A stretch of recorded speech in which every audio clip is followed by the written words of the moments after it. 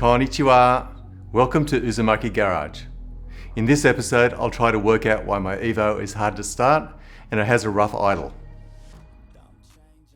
First, I'll be testing the injector's electrical signals from the ECU, and then I'll make a DIY tool to clean the injectors.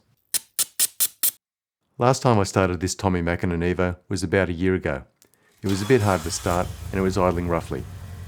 I pulled the spark plugs out and noticed number 3 plug was wet. I know the plugs had only done about 100 kilometers since new, but I tried another set of plugs anyway, but that made no change.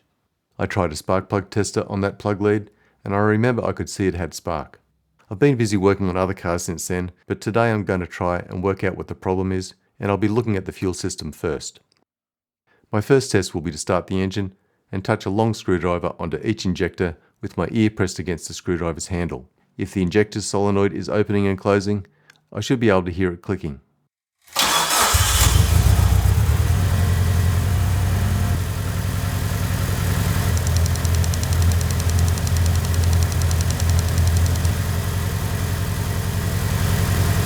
I listen to each injector, but there's no clicking sound coming from injector number 3. So the long screwdriver test shows that number 3 injector is not working properly. The next test is to check the wiring harness has a 12 volt positive signal when the ignition's on. I use a small screwdriver to pry off the clip, being careful not to drop it. Then I can remove the connectors from the injectors. With the ignition turned on, I attach the test light clamp to the negative side of the battery. Then I touch the test light probe onto the positive signal terminal on the injector harness. It lights up to confirm it's receiving a positive signal from the ECU. Then with the engine running, I attach the test light clamp to the positive side of the battery and touch the test probe on the negative terminal on the connector. The test light flashes, which shows the ECU is pulsing a negative signal to the injector, which is what you want to see. A quicker and simpler test is to use a Noid light test kit plugged into the harness when the engine's running, and it'll flash to confirm the signal is pulsing. Now I'll use the multimeter to check the resistance of each injector. I've disconnected the injectors from the wiring harness and set the multimeter to ohm. None stand out and they all test to about 2.5, so that's good too. I've removed the injector that wasn't clicking, and now it's on my bench where I'll add power directly to its terminals while blasting injector cleaner into it. I don't have a professional injector cleaner, so I'm going to try to make one.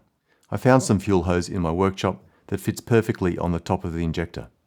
I have an old Evo wiring harness, so I snipped off one of its connectors, and that'll make it easier to pulse the injector while I'm cleaning it. Now I'll use a nail to make a small hole in the side of the fuel hose. The nozzle on the can of cleaner will fit into this hole.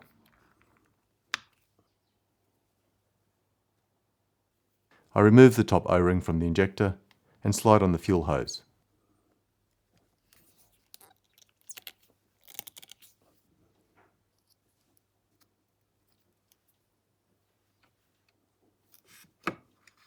I fold the hose over on itself and use a cable tie to temporarily block off the other end. Then I attach the nozzle to the can and give it a press to test for leaks. I'm not sure how much current you can apply before damaging an injector, so I'm going to start low with a 1.5 volt battery and see if that's enough to activate the solenoid. So I'm going to step it up and try an old 9 volt battery, which is showing about 7 volts on the multimeter. The clicking is louder, but now I'll try a brand new battery.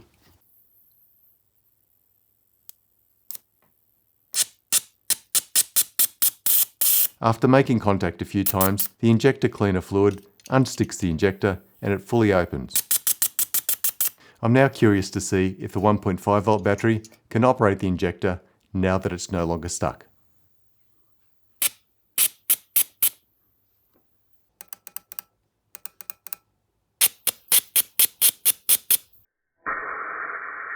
While doing this procedure, I really should have had the aerosol can and the injector in the upright position, but it still seemed to work okay. I keep cleaning it for a while, and then reinstall the injector in the fuel rail and bolt that back on the engine. I didn't replace the injector filter baskets because they were replaced 4 years ago when they were professionally cleaned. But the car has just been sitting in storage for the past 3 years, and maybe that's what's caused injector number 3 to jam up. Anyway, all the injectors are now working, and I'll keep an eye on them. The next jobs I want to do on the engine is a compression test and a leak down test. And I'm doing those checks just to make sure the engine hasn't run lean with a faulty injector.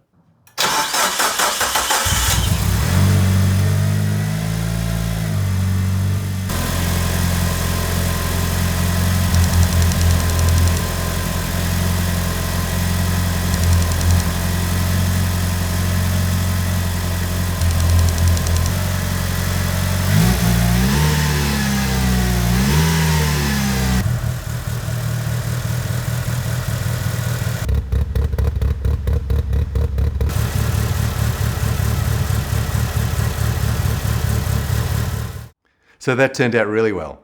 The car now starts better and it idles smoothly even though the fuel is old.